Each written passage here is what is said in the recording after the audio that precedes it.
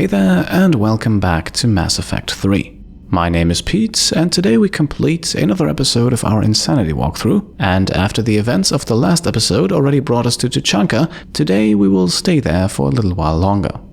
After all, the Turian Primarch Victus has informed us that a secret Turian Platoon is present on Tuchanka, and not only that, the group is also led by Victus's son, and apparently they are in trouble. So I would say let's go back down to the surface again, so that we can find out what the Turian Platoon is dealing with and rescue them before it's too late. Now for this particular mission we want to bring Edie along, and we want to change her outfit to one that increases power recharge speed. Next to her we are also going with James, just so that we have even more anti-armor powers on our side. In terms of weaponry, we are today showing off the particle rifle, upgraded with increases to damage and ammo capacity. For Edie, we now have to set a new loadout, but this is not going to be too different from what Liara has. Edie also only has an SMG and a pistol slot available to her, and in the first we are going with the Blood Pack Punisher, upgraded for more weapon and power damage, while in the second we are going with the Acolyte Heavy Pistol with the same upgrades. In terms of powers, Edie is also the only one that we have to focus on here today, and with 55 points to spend we are starting things off by maxing out Incinerate. As the anti-armor equivalent to Overload, we do not necessarily care about maxing out the ability's damage output. Instead, we want to maximize its usefulness as a utility power, which is why we are going for the upgrades to impact radius and recharge speed, and then only at level 6 do we get a damage bonus against armored targets. That damage bonus will now be increased further though, as we look to unlock the first 5 ranks of Unshackled AI, an ability that greatly boosts Edie's power damage and also gives her a small bonus to health and shields. At ranks 4 and 5 we are focusing on that power damage as well, as even with a further increase to health and shields, Edie will remain rather flimsy, and shooting things is also not her strong suit, so the weapon damage increase is pretty much wasted on her. For the time being, we will not unlock rank 6 and instead invest a few more points into Overload, which we can now actually get up to level 5 as well. Just like we did with Garrus, we are going for Chain Overload and Recharge Speed at level 4 and 5, making Edie our party's designated tech specialist, able to competently deal with both armored and shielded opponents. This crash site's a nightmare. Edie, try to raise Lieutenant Victus. Yes, sir. Your dad becomes Primarch and sends you on a secret op? That's pressure. Commander, I have to land well back from the main crash site. That the best you can do? Yes, sir. But the Reapers seem unaware of our presence. You might get the jump on them. All right, set her down. Let's save this platoon.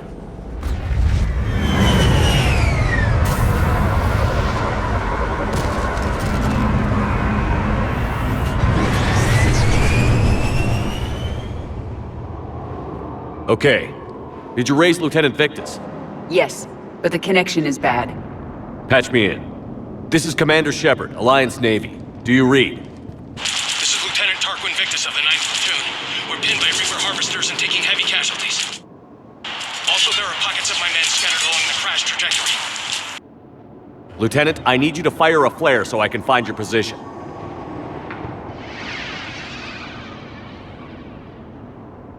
Got it. Things get worse by the minute. My men are dying! This sounds bad. Let's move. Look at this place. Bad. Right, and with our first upgrade right next to the starting spot we can get going, set up our ammo powers and look out for enemies. Do we know why Turians would be poking around Tuchanka? Maps of the area list no important resources. And yes indeed, so far we actually don't know what the Turians are doing here, a question that we will hopefully be able to answer during this mission. Shh. See him? Kill them quickly. We do not want reinforcements. And that was the power of an Incinerate Carnage combination, two abilities that we will very likely use very frequently throughout the rest of the mission. Escape pod dead ahead. It appears that they survived the crash, and then a harvester exploded the pod. Died in the explosion? Or dragged out and chewed on by husks. Now, next to the wreckage, we find the M9 Tempest, a submachine gun, and of course, as always, we'll take it, but we don't need to make any changes to our loadout just yet. Picking up auditory evidence of conflict. Okay. I have a visual on the enemy, and there's an escape pod just beyond. Looks like the Turians are in tough. Enemies up ahead don't know we're here. Nice to get a jump on them for a change. Exactly. Let's go. Alright, and the presence of cannibals reveals it. We are in fact dealing with Reaper enemies here. However, it also looks like we have Turians in the vicinity, and if you look closely you can actually see them in the area opposite to us, hunkered down right next to another crashed escape pod.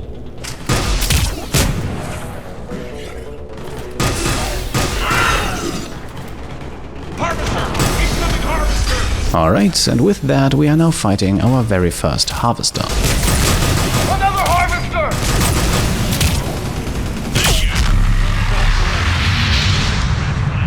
There's another pod ahead. Right, Giant Killer achievement unlocked, although you're not really meant to kill this Harvester. We managed to save them all. However, as you saw, it is possible to do so if you are quick enough.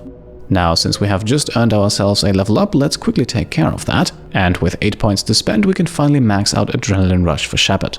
This time we are going with the more defensive-minded option, increasing shield strength by 50% while the ability is active, making it a nice emergency button if you will, potentially allowing us to safely get out of a tight situation. With ED we will max out Overload, going once again for Chain Overload, just so that we can hit as many enemies as possible. James meanwhile does not have enough points to do anything useful with, so let us instead grab another weapon upgrade over here and keep moving. Keep moving. We need to find the main crash site ASAP. Damn, losing men is hard enough. But when everybody expects you to be like your big-time old man, that's gotta be rough. Organic species give disproportionate credit to parental influence. Peer groups are a more important factor in determining behavior. And as you can see, this mission is indeed pretty full of stuff to grab. Over here we now have the Turian face-down assault rifle, a pretty decent all-around weapon that I think we'll test out in the next mission, which will actually also be included in this video. In the meantime though, let's keep pushing onwards, as the next group of enemies is not too far up ahead. We got to jump on them. Follow my lead. And once again, we want to start things off with a Carnage Incinerate for maximum, well, carnage, allowing us to take all of the enemies out in just a few seconds. Heads up! Harvester incoming! Once again then we have another Harvester incoming, and once again we want to actually kill it, even though that is again not technically necessary. Another Harvester!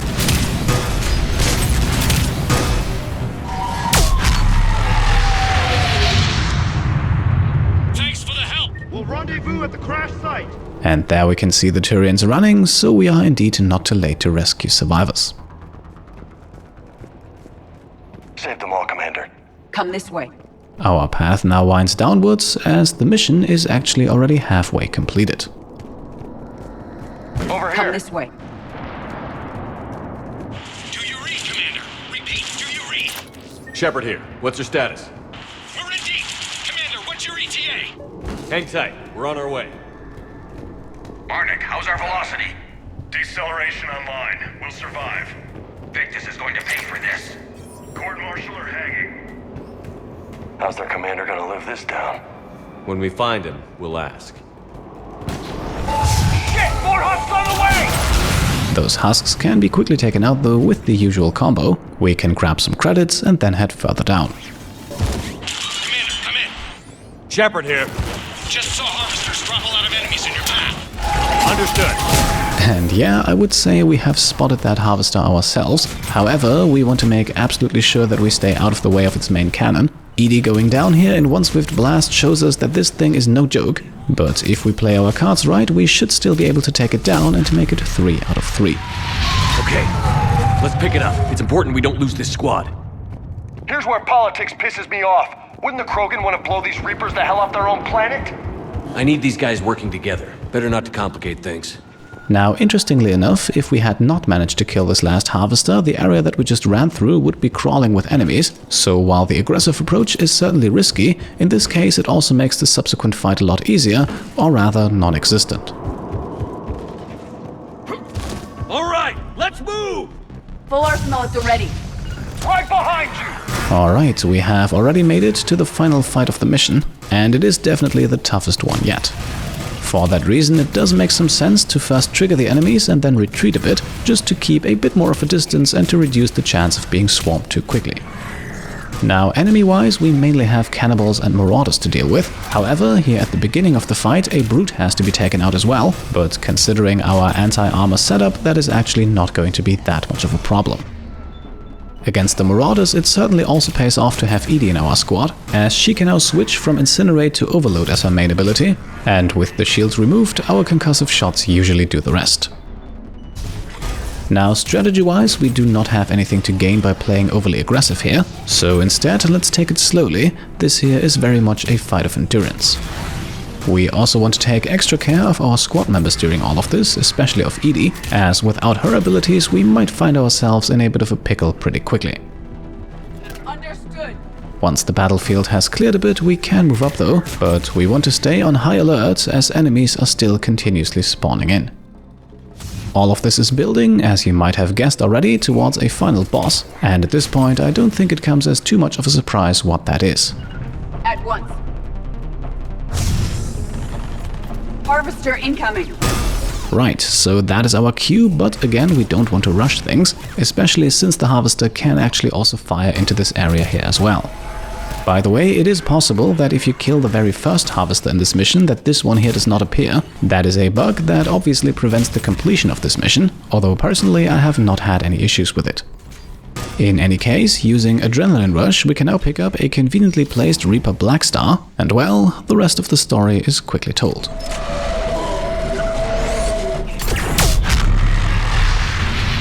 All done here. Area secure. And there we go, the mission is complete. Time to meet up with Victus and what's left of his platoon.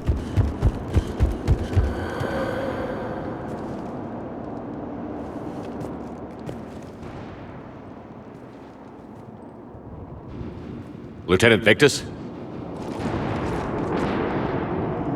Commander Shepard, my men and I are in your debt. Thank you for saving so many. What happened here? He screwed up. Stand down, soldier. These men are dead because of him. I said, stand down. Hey, I just saved all your asses, so everyone just calm down. Lieutenant, what's going on here? I made a bad call. This is all on me. I chose caution and clever tactics over a head-on attack. And my men paid the price. You mean the crash? Yes. We could see on Hollow that Reaper forces were blocking our intended path. Staying on course guaranteed heavy casualties. So I chose a safer route, skirting the enemy. And that took us low and through these ruins. When we encountered resistance, there was no room to maneuver. Suddenly, we were in a fight for our lives. A lot of my men lost that fight. And we can grab 2 quick morality points here, and considering what he's been through, there is no need to be rude, so let's go with the Paragon option. Owning your mistake takes guts, but you have to get over it and move on. Of course. It's just fresh right now. Our mission's still a failure. When we've stabilized the injured, we'll head back to the fleet. You're abandoning your mission? We're down over 30 men. It'd be suicide. What exactly did you come here to do? There's a bomb on the planet. We were sent to defuse it. A bomb? How big? Enormous. Cerberus has it. Lieutenant, if Cerberus has that bomb, you have to finish your mission. Haven't these men sacrificed enough? I understand. This kind of sacrifice is the hardest to ask for, but your men signed on for it. And so did you. My men have lost hope, Commander. Even if I wanted to finish the mission, they don't. It's your job to make them want to. How? Once again, we are presented with 2 arguably valid options, but again, we'll stick to the Paragon path, the same way we motivated our squad in the past as well. Their sacrifice means that others will never face what they faced here today. Remind them that those sacrifices have no honor if the mission fails. Men, I own what happened here today, but we have to carry on. No, we don't. Who cares about a few dead Krogan? It's over. We are Turian, and we will not let Cerberus succeed. Our sacrifice is the difference between life and death for this entire galaxy. Let the heroes of the 9th Platoon be remembered for performing their duties with bravery. All right, men. Shuttle's arriving any minute. We're moving out.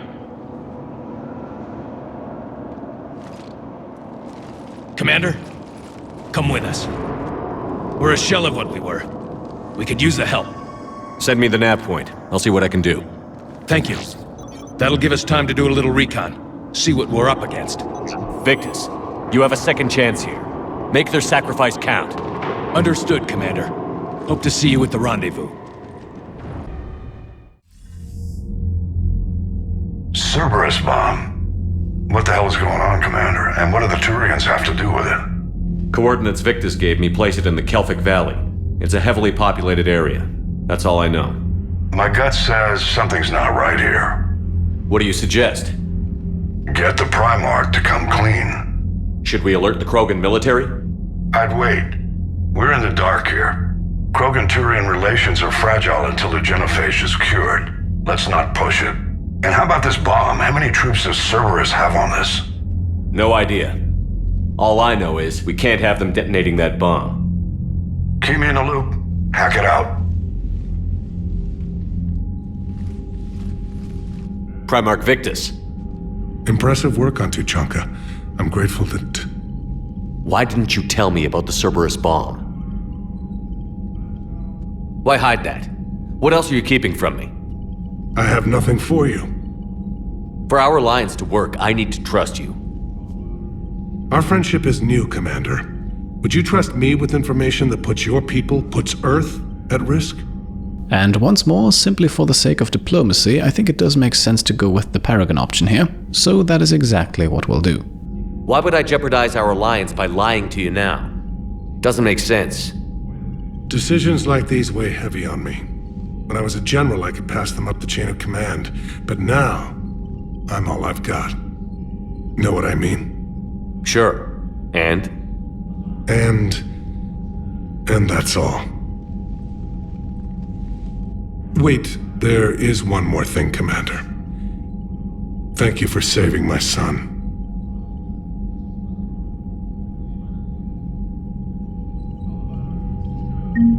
And there we go, the first mission of the episode is complete. A second one will follow shortly, but first let's have another quick chat with the Primarch. I'm grateful for all you've done, Commander. The situation with the Krogan is already complicated enough. Not as complicated as waking up one day and being told you're the new Primarch. Yes, thank you. I'm beginning to understand why leaders so often seem lonely. Worst-case scenarios aren't just theories. They're what you'll be dealing with 5 minutes from now. That's why it helps to have allies. Yes, you're right, of course. Is there something I can help you with? That's all. Of course, Commander.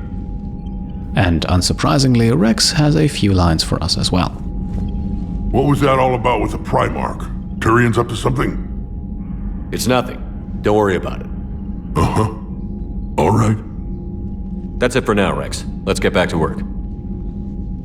Anytime. Right, and with that we begin another quick tour through the ship. Nothing too long though, this will only take about 5 minutes. We could be on the front lines. Why have they got us guarding a door anyway? Who's gonna break regs right now? War makes people stupid. Besides, you talked with Moreau? Electors invaded this ship and kidnapped the crew. Damn. Okay, I guess we gotta be ready for anything to come through that door. Commander, you've got a new message at your private terminal. Commander, whatever you did on Tuchanka has the Turians sending a lot of messages. What are they saying? Sorry, it's encrypted. Cracking it would take at least a week, and it would be wrong.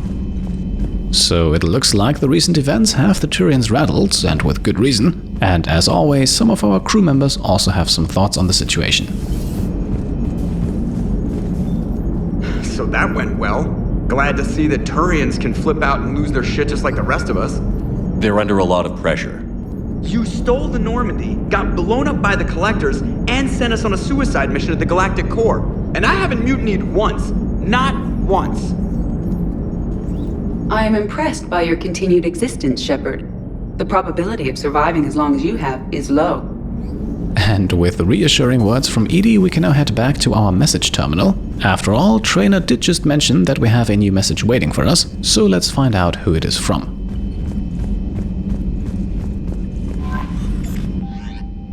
Alright, nothing too spectacular here. This is one of the colonists we saved on Benning in the last episode, and with a few kind words she thanks us for our help. Moving on, we can now make our way down to the crew deck, where for a change we actually have something going on in the port observation deck. Enough about me. What were you doing before we met up here? Oh, you know, this and that. Come on, spill it to Sony. Very well. I fought several explosive battles with Cerberus. I helped Shepard stop a robotic assassin on Mars.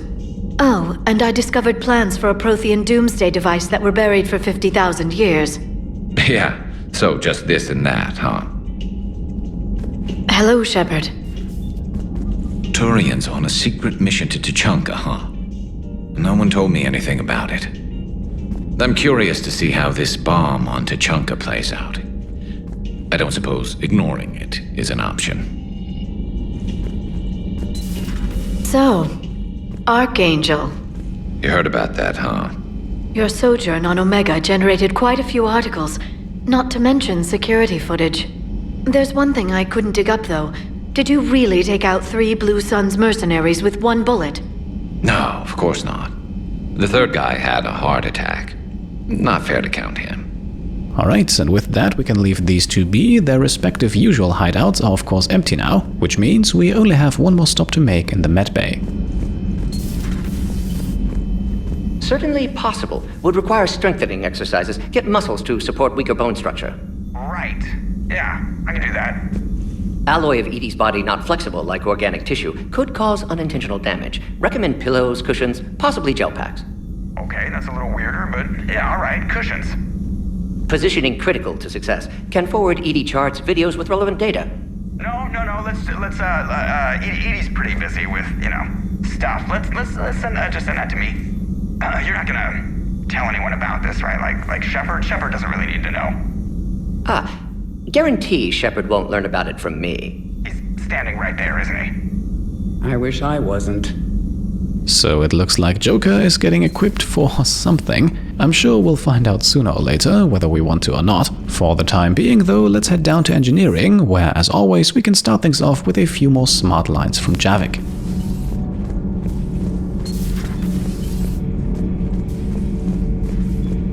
I heard about the events on Tuchanka. You should not have let the Turian soldier evade his responsibility. I take it Protheans didn't forgive many mistakes? If he had been under my command, I would have marooned him in the desert, buried him in sand up to his neck, and let the wildlife feast on his eyes. If he survived that, I would have rewarded him by shooting him in the head. Good soldiers are a precious resource. The stupidity of one cannot be allowed to jeopardize the lives of the others. The Turians are hiding something, Commander. Be careful. Tuchanka was not always a wasteland. It once had jungles and forests. The Krogan didn't need the Reapers to destroy their world. They did it on their own. Such a foolish race. And after our Prothean friend with a quick judgment, let us now pay a visit to our engineers next. Gabby, is it true you helped repair Edie's mobile frame after that last mission? She just needed an extra pair of hands. I am an engineer, remember? Were oils and lubricants involved? Was there any moaning? In your dreams, Kenneth. If only my imagination was that good. And finally, we can wrap things up here with Diana Alice.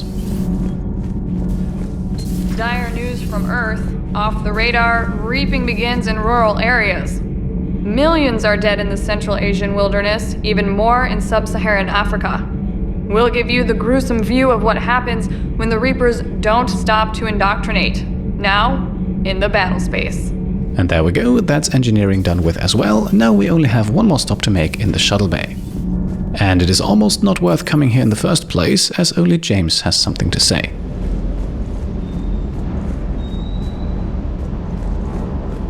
Primarch's son is in over his head, no? And yes, indeed, that is all he has to contribute, despite taking part in this mission. We can, however, take care of one more thing while we're down here, because among all of the stuff that we picked up during the last mission, there was this armor piece, which we can now equip to increase Shepard's damage output by a further 10%. And that should prepare us nicely for the mission that comes next, as we are heading back up to the CIC now and can jump right back into the galaxy map, as we are in fact continuing our work with the Turians right away, and will now help out to locate and hopefully defuse that bomb. For this mission we are bringing our dream team, Garrus and Liara. Especially Liara's singularity is absolutely vital.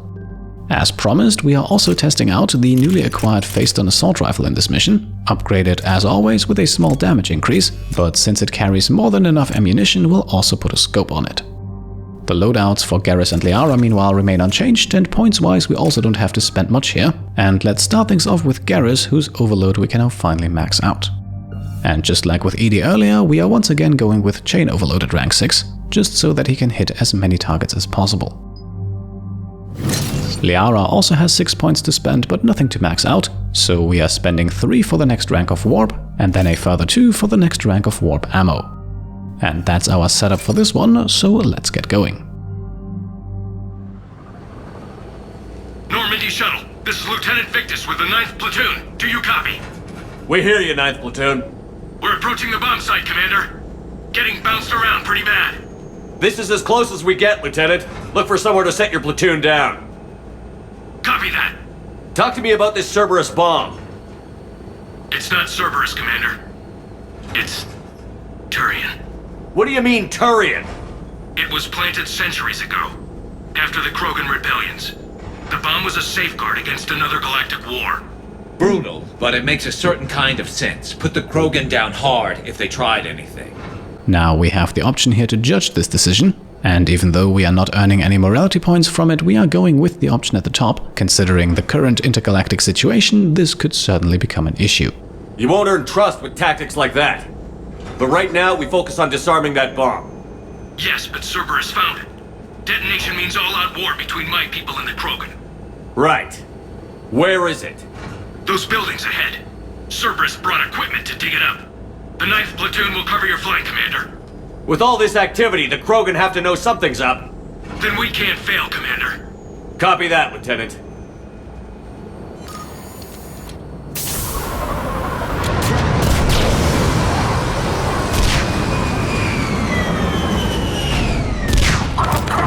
Let's move it, people! Get behind something! Keep your heads down! Right, and for a change we are dropped right into the action. To get us started we are facing relatively weak Cerberus resistance, so for now nothing to worry about.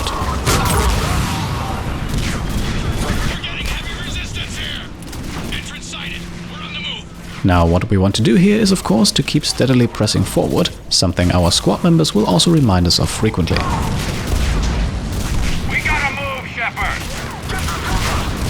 Now the face-stun is also a very good weapon for this fight. Despite its high rate of fire, it is fairly accurate over longer distances, and so it makes for a good compromise between the ranged accuracy of a sniper rifle and the high-frequency stopping power of an assault rifle. It is especially useful since it comes with a ton of ammunition, something that is especially needed in this early hectic section of the mission. At this point we now have a few Cerberus Centurions joining the fray, and there are also a few shield generators scattered across the battlefield, which is why having Garrus or someone else with overload in the party is definitely very useful. Not to mention that blowing up the generators is also a very good way of damaging the enemies standing too close to them. We can't stay here! And indeed, it might be a good idea to get out of the open, and luckily we are in fact down to the last few enemies of this section, so in just a moment things will calm down for the first time in this mission. Shepard, we need to keep moving. Once we reach the bomb, I'll need to reprogram the trigger mechanism. Copy that. No trigger, no explosion.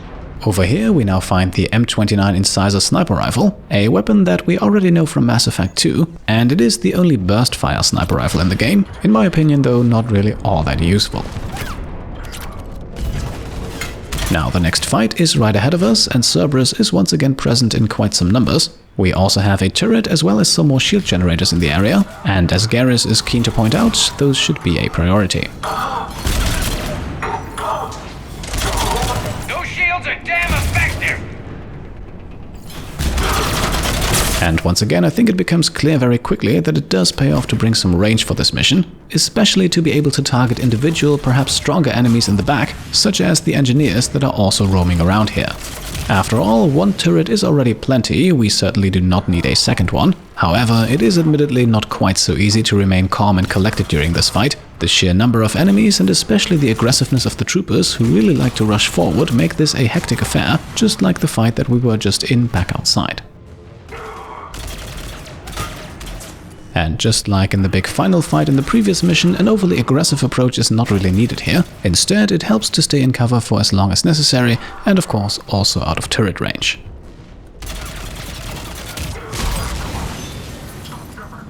Now at this point, with the turret taken out, we don't have that many enemies left, so the fight should be over in just a moment.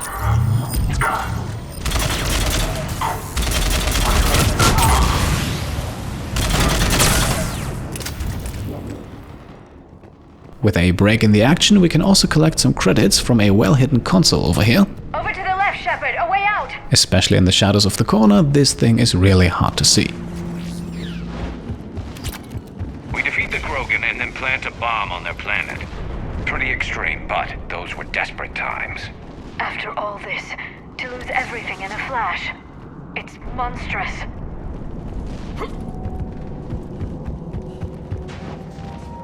Cerberus is putting up a fight, but the 9th Platoon is advancing, Commander. Good work, Lieutenant. Once again then, we are facing another group of hostiles here. This time though, there are only a handful of enemies waiting for us, and those are quickly dealt with. Commander, we're getting a lot of mortar fire. Heavy casualties. Taking alternate route. Circling around the bomb site. Copy that.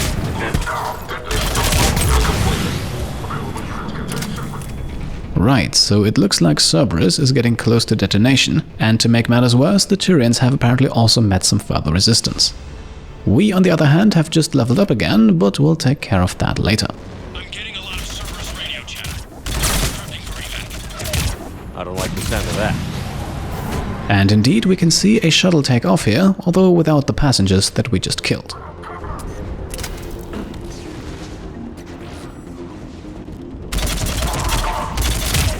Is leaving.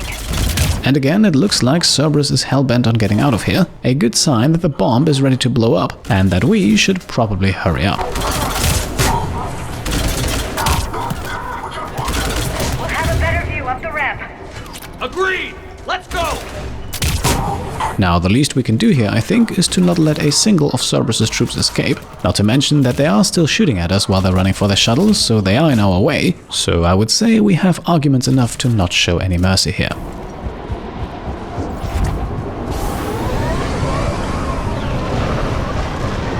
I can't believe it remained undetected for so long. It must have been far enough underground to stay hidden. Cerberus had to dig it out. I hope Victus knows what he's doing. We won't get a second chance. We gotta move, Shepard. Commander, we're entering the bomb site. Moving towards the control station. Roger that. We're on our way.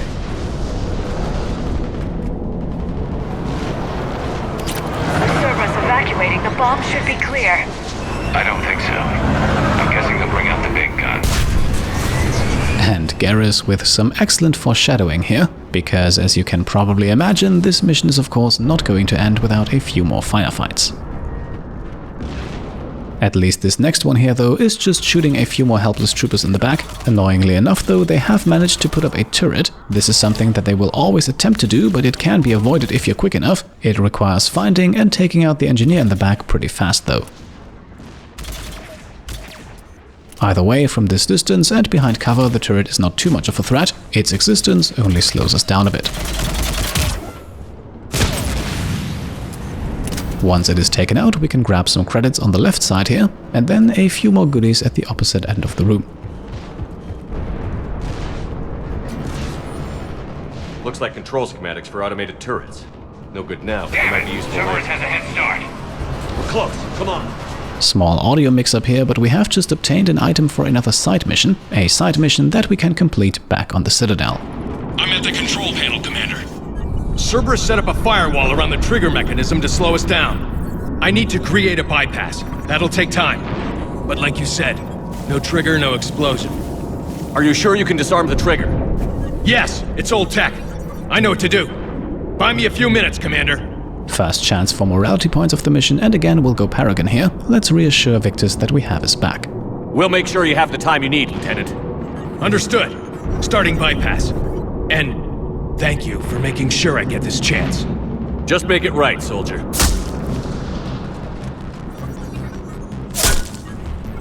Look out! Commander! Focus on the bomb. We'll handle Cerberus. Detonation protocol is Cerberus blocking access. All units engaged. Nobody gets past us. Clear? Clear. Unfortunately though, that is easier said than done, as Cerberus is quickly dropping in reinforcements. Thankfully though, we have Liara's Singularity available to us, which as you can see makes things a lot less complicated. Victus, by the way, does not actually need a specific time to complete his task. Progress in this part of the mission is simply measured by how quickly we can take out the enemies. They're not letting up. Watch for more shuttles. And speaking of taking out enemies quickly, Singularity, Overload and Concussive Shot really facilitate that, as none of the enemies here manage to get any foothold whatsoever. Atlas deployed. Shepard! Take that thing down, now! Things are getting a bit more interesting as an Atlas mech drops in though. Once again though, luckily for us, a missile launcher is conveniently placed. Only a few more shots and the mech is history before the next shuttle can even drop off its passengers, who are, as expected, also not going to last that long. Now this line from Victus is our signal that we are more or less at the end here. All that we need to do now is to clear out the remaining enemies and make sure that Victus himself does not get killed. But looking at his health bar in the top right corner, so far he has not taken as much as a single scratch, unlike Liara by the way, who has unfortunately gone down. Still, since most of the enemies are Centurions, Singularity would not be of much use to us anyway, so I think Garrus and Shepard should be able to finish this fight without too much trouble.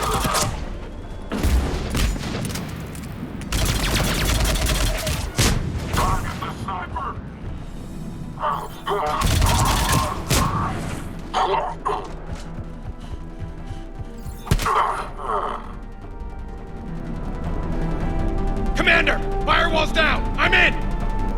Spirits! Cerberus hacked the trigger mechanism. It's set to detonate! Disarm it! No time! I have to separate the trigger from the bomb. Now! Cover me!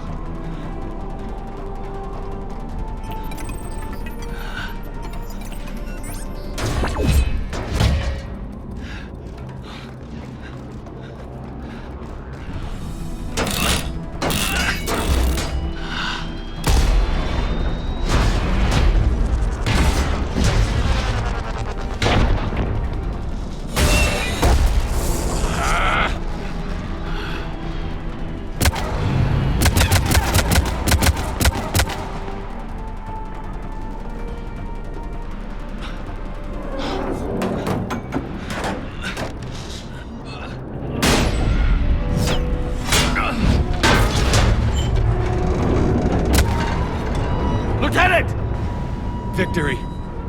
At any cost.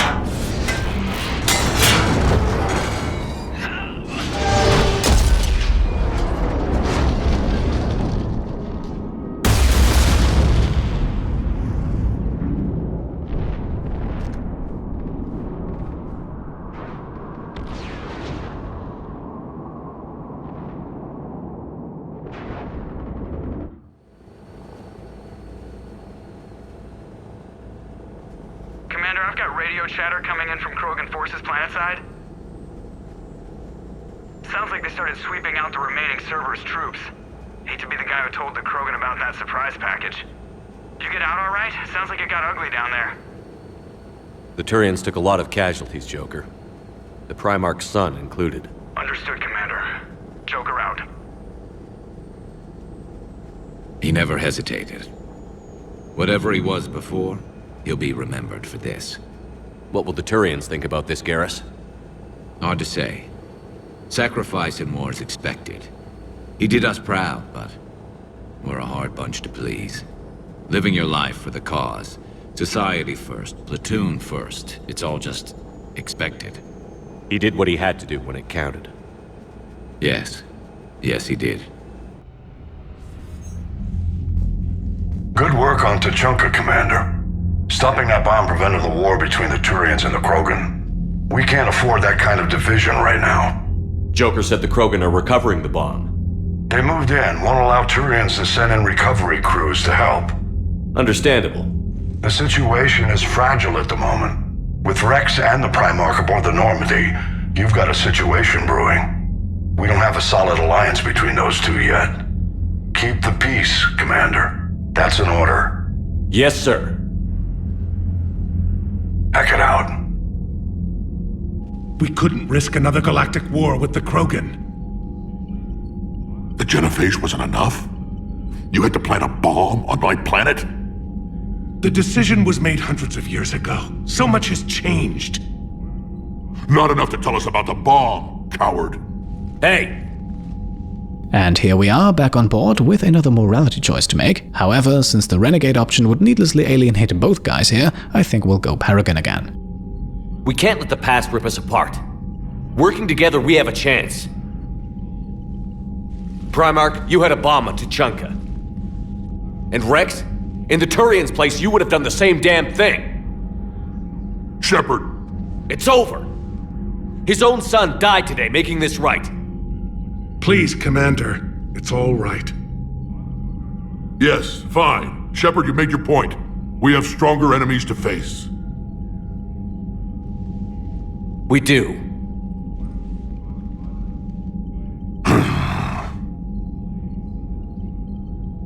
I understand your reservations before, Commander, but I hope you now understand the secrecy. And here we are with one last choice to make, and I think in light of the fact that Victus just lost his son, the Paragon choice is appropriate. Secrets get people killed. You've learned that the hard way. Yes. The hardest lesson I'm ever to learn, Commander.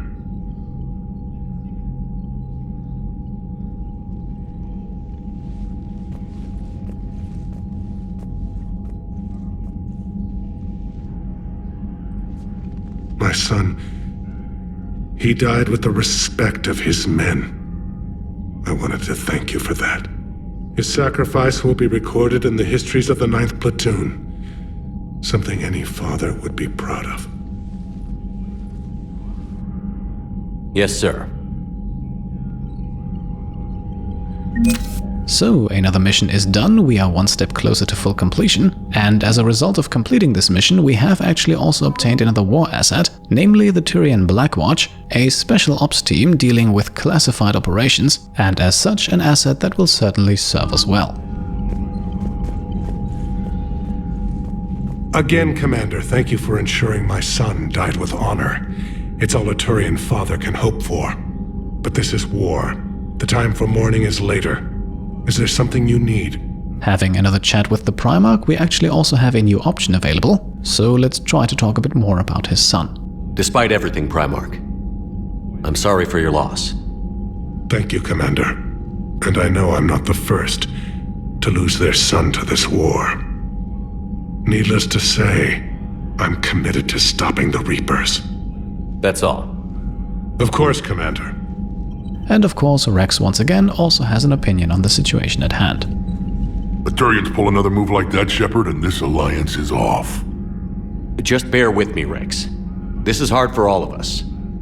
I've got Reapers on my planet, a bomb that almost blew up my planet, and if those two fail, the genophage to make sure we all go extinct anyway. I don't want to hear about who has it hard. Understood. Good. Now, is there something you need? That's it for now, Rex. Let's get back to work. Anytime. Okay, and here we are once again nearing the end of the mission. We only have a few more rather interesting conversations to complete. I had a buddy who got discharged. Category 6 after Eden Prime. At 6? Damn. Well, if I'd been on Eden Prime, I'd have lost it too. He fought it, said he was still fit for duty. Last thing he told me was that he was joining Cerberus. I heard what Victus did. He was a brave man. I don't think I could...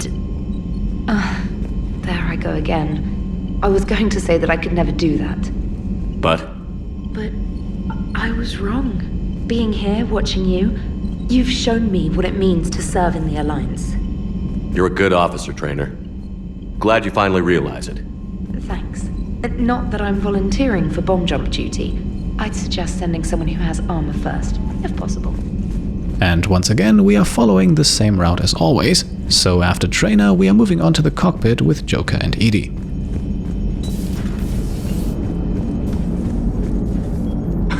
You gotta love the Turians. After they beat you down and sterilize you, they strap a big old bomb to your planet. You know, just in case you get uppity again someday. I'm just glad we disarmed it. Damn right. The Krogan are pretty tough. I'd rather it be Reaper asses getting kicked and not ours. What's new, Edie? Admiral Anderson reports that the Reapers on Earth are broadcasting orders.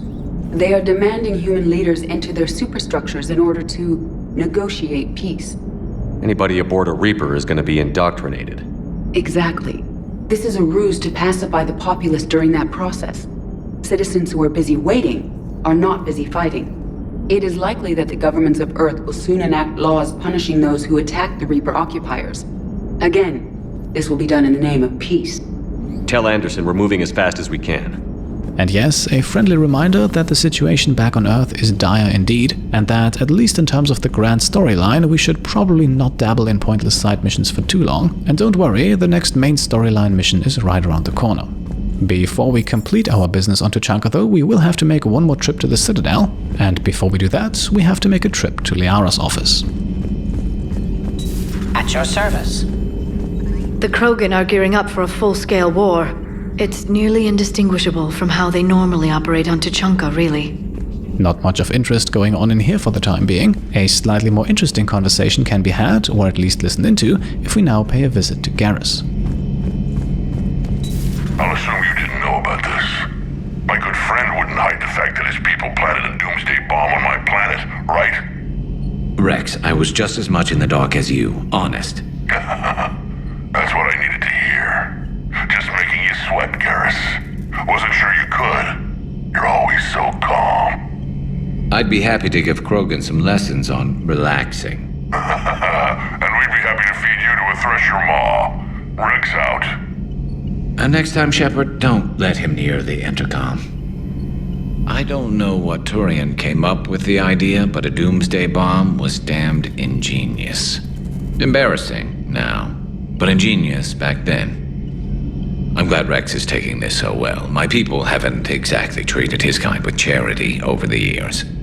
So it looks like Garrus and Rex are still getting along just fine. Another good reason why it makes some sense to prominently feature Garrus throughout these missions. After all, he does have a bit of a Krogan connection. In the meantime, nothing new in the med bay, so we can move right on to engineering and listen in to Garrus being involved in yet another conversation.